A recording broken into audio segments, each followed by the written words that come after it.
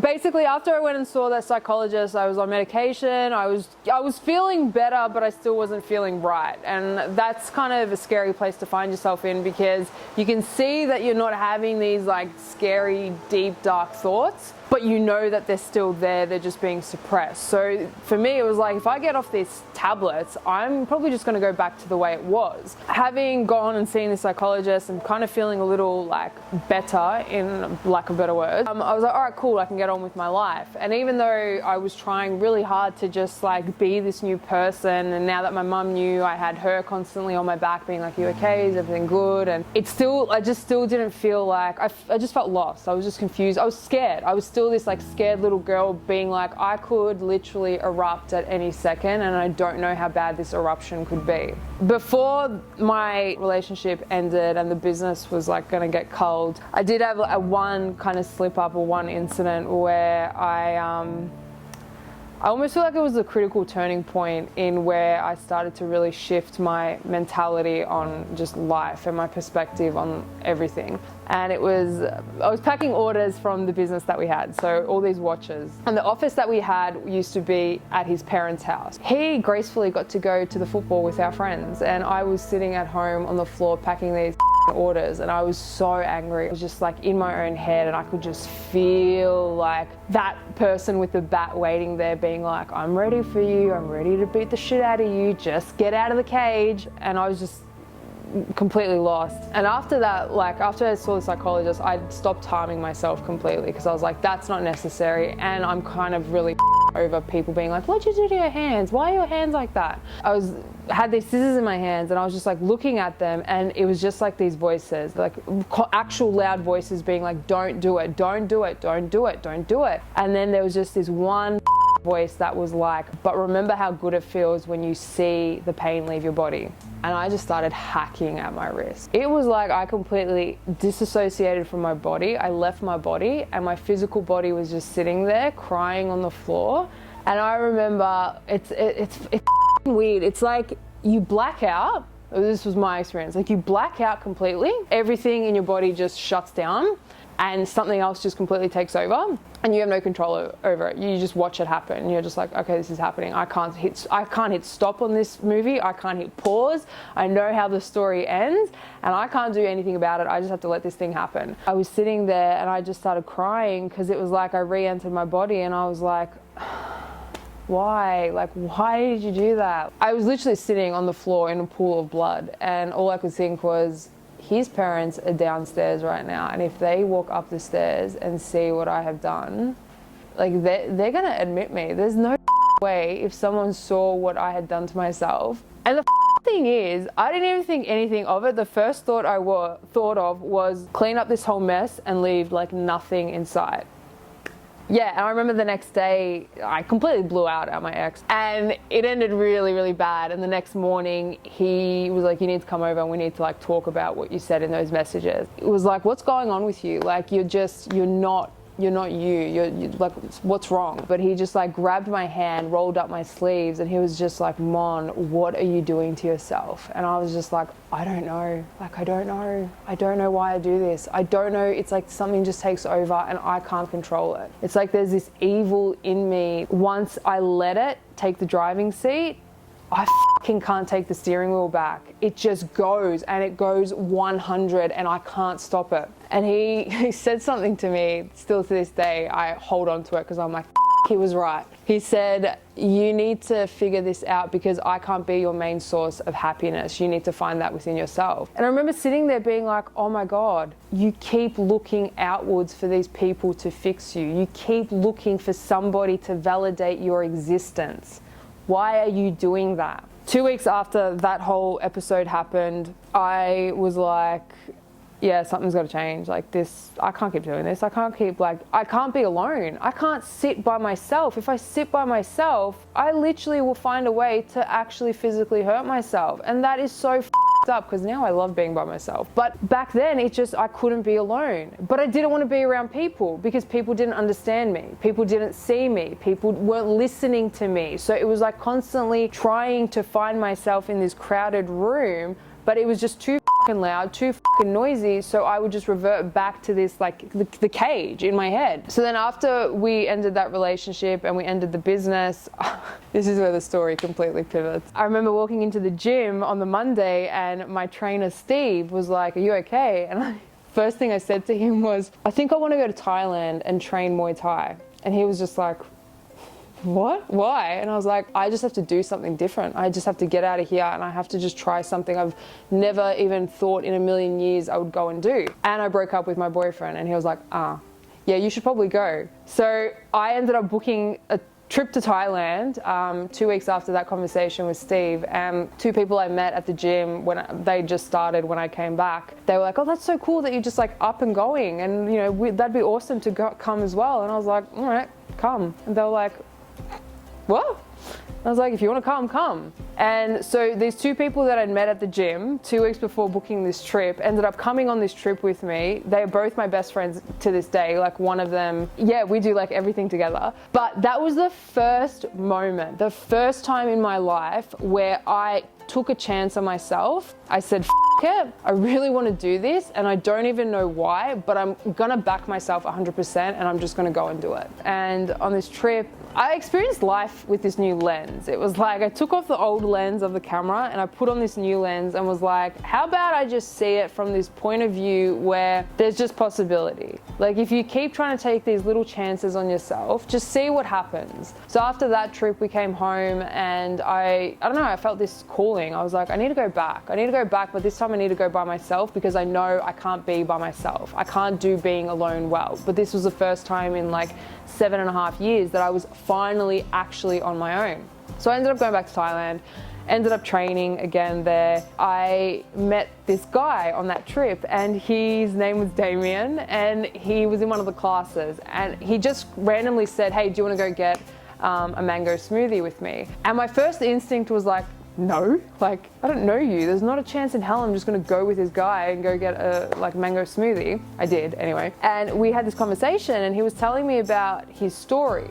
And he was saying how he was in Afghanistan before he came to Thailand and he almost lost his life. And so he decided at that moment, I need to change my entire life and I need to do something different because this thing's gonna get me killed. And to this day, that was the conversation that completely changed my life because that conversation opened up the floodgates to me to show me that at any point in your life, you can make the decision, you can choose to go a completely different road, even if it doesn't make sense to anybody else. I actually thanked him a couple weeks ago when I recorded a podcast with him and I said to him, I'm like, all these crazy things that I'm doing, you opened that floodgate. And he was like, what do you mean? I was like, it was that conversation with you that completely changed my life. And that's where I started to realize that everybody has a story to tell.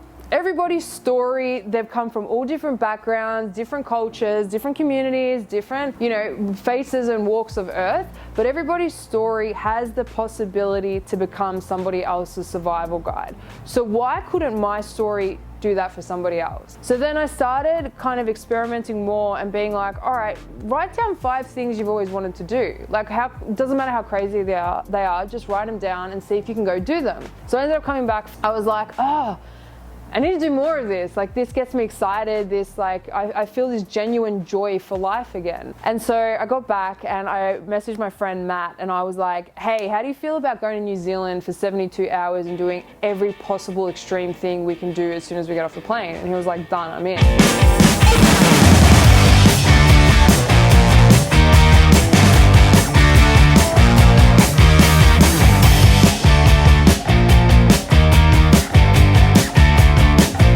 So we ended up going to New Zealand for literally 72 hours. As soon as we got off the plane, we went bungee jumping, then we went skydiving. The next day we went paragliding. We rented a Ford Mustang and we were like just thrashing it through the mountains in Queenstown. And I got back from that trip and I was like, so this is what it feels like if you just go, F it, I'm just gonna go and I'm gonna live my life for me. So then the year after that, I started doing more trips like that. I ended up going to Nepal. I feel like this whole trip is really going to change me. And I did Mount Everest Base Camp, and Nepal was a place that I just hold so dearly to my heart because it was honestly a place that completely shifted and changed everything for me because I realized how little you needed to be happy.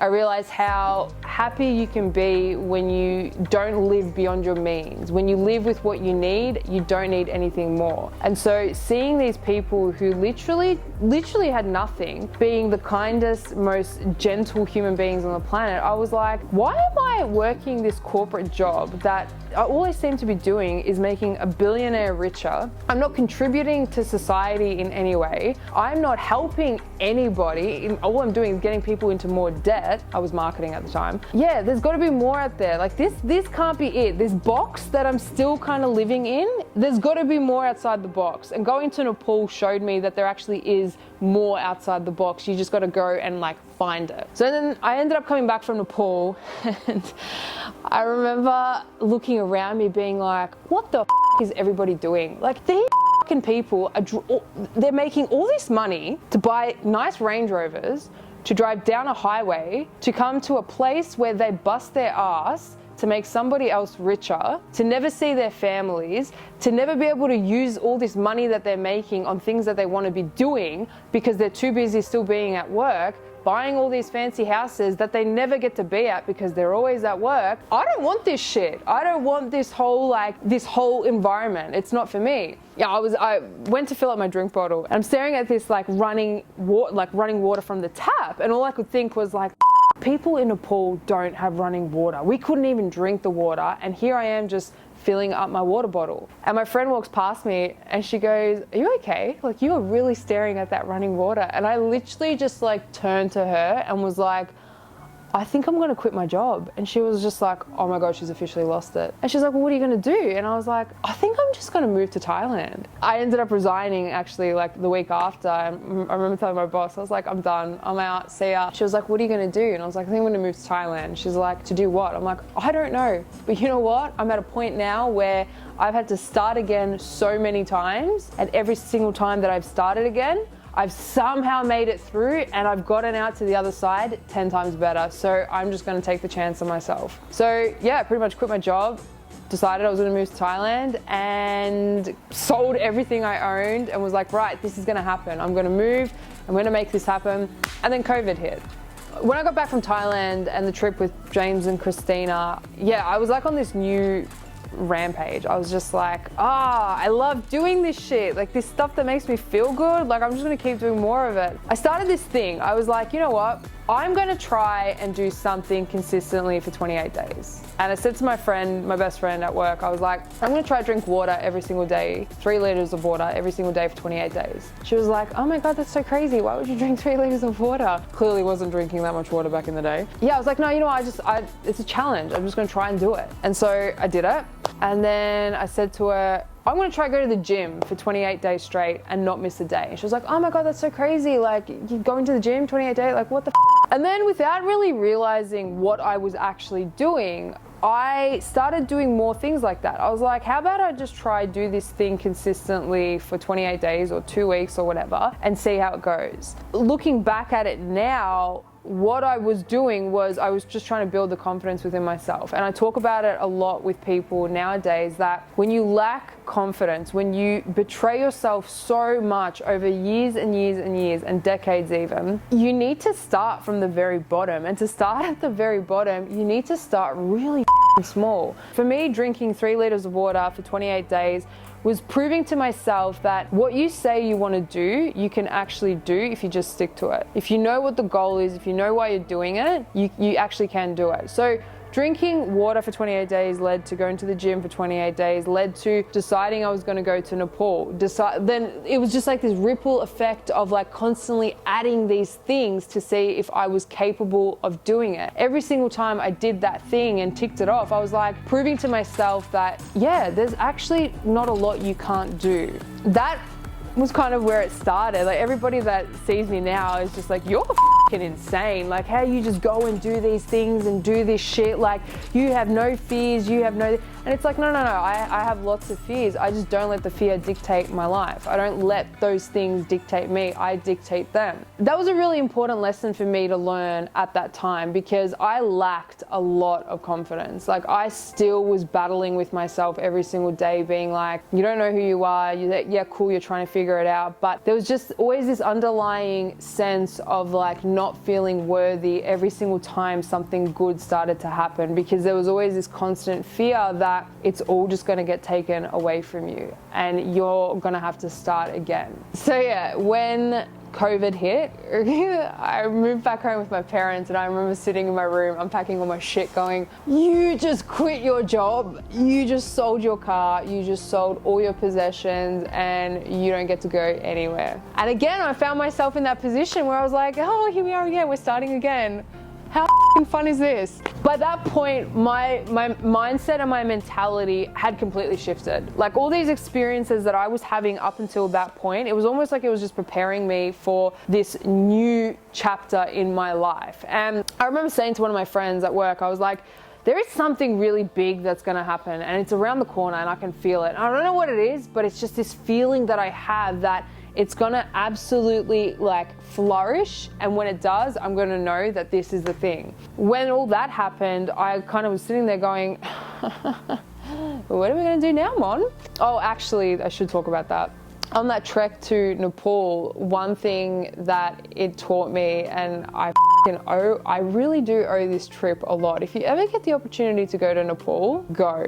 Because what ended up happening was, on that trek, you're walking for about 7 hours every single day without really realizing you are kind of like doing walking meditation. There's no sound. There's no birds chirping. There's literally nothing, maybe some yaks with bells that are ringing. But I made the decision to not listen to any music, because I was like, I'm here to experience this at its like absolute fullest. I'm gonna do this properly. Being surrounded with that silence constantly, I started to really notice thoughts that were happening in my head. And doing something like Mount Everest Base Camp, it's hard. Like, it's physically demanding on the body, walking for that long in altitude. You know, it was hot, and then it was cold, and then it was hot, and then it was cold. You really start to notice what you're telling yourself. And on that trip, I started to really pay attention to what I was telling myself and how I was talking to myself. So every time it started getting hard, instead of, you know, shutting these thoughts down like, this is shit, this is hard, it was like, yeah, but you knew it was going to be hard when you signed up for this. So you can either complain about it, or you can get on with it, because you know why you're doing it. You're doing it to fulfill this childhood dream that you had. So that whole walk was like me being in my own head,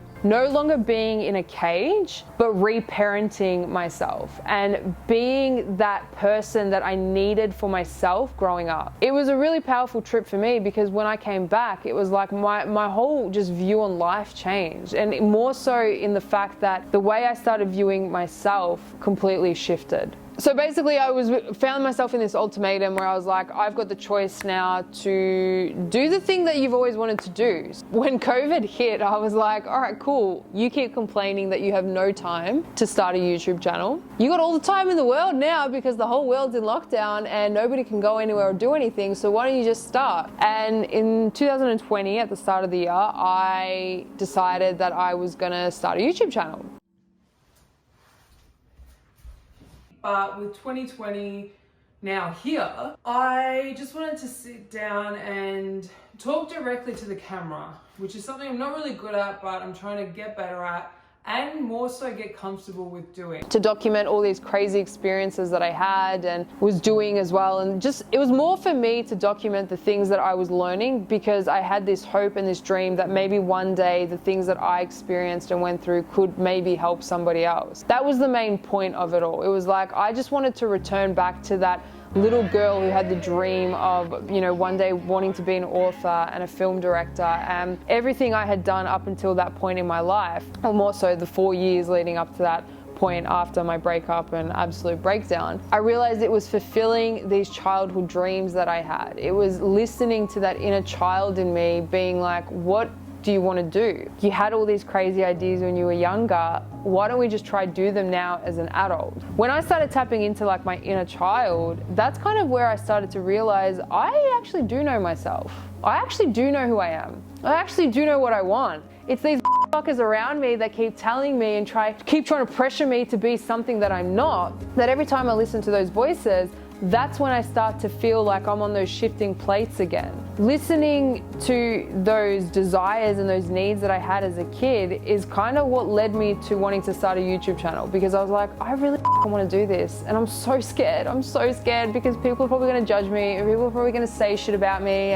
But you know what? The people that actually give a about me are going to be on the sidelines being like, yes, go, like 100% go for it. So when I started that, kind of was just like, yeah, I'm just going to do this for me. And that fucking YouTube channel taught me so much about life. I literally will tell people nowadays, my greatest life lessons came from literally showing up consistently every single week for a whole year and a half to a bunch of people that don't know me, being completely transparent and vulnerable, speaking my truth constantly and not fabricating anything for other people. It kind of helped guide me back to like the person that I always was. And so sitting here in front of the camera now, I said to Stefan, I was like, I'm fucking shitting myself, man. Like I talk about this stuff, but not to this extent. But I think one thing I've always realized is that for me to move past things, I have to speak about them, because I know what the power in sharing a story. I know what it can do for somebody, even when you think that person isn't listening or you think that no one's hearing you. It's like there are people out there that need to hear your voice and need to hear your story, and that's exactly what all of this is. So change my mind. I want to study Buddhism in Nepal.